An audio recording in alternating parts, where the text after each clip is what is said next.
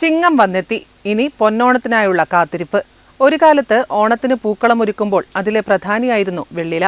പൂക്കളത്തിൽ വെള്ളില വിരിയുമ്പോൾ അതിനൊപ്പം വിരിയുന്നത് പഴയ ഓണത്തിന്റെ നന്മയും നാടിന്റെ ഗന്ധവും ബാല്യത്തിന്റെ ഗൃഹാതുരതയുമാണ്.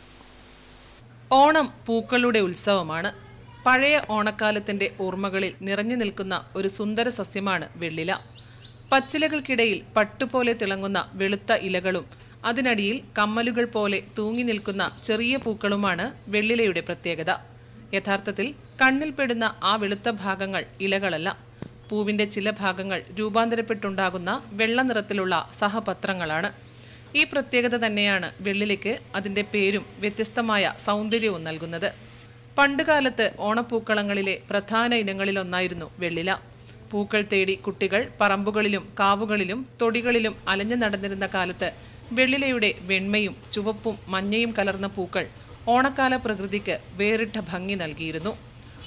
ഓണത്തിൻ്റെ പൂക്കളിൽ മാത്രമല്ല, പഴയ മലയാളികളുടെ ദൈനംദിന ജീവിതത്തിലും വെള്ളിലയ്ക്ക് ഇടമുണ്ടായിരുന്നു. ഇലകൾ ഇടിച്ചു പിഴിഞ്ഞ് മുടി കഴുകാനുള്ള സ്വാഭാവിക താളിയായി ഉപയോഗിച്ചിരുന്ന പതിവുണ്ടായിരുന്നു. പരമ്പരാഗത ചികിത്സാരീതികളിലും വെള്ളിലയ്ക്ക് ഉപയോഗങ്ങൾ ഉണ്ടായിരുന്നുവെന്ന് രേഖകളുണ്ട്.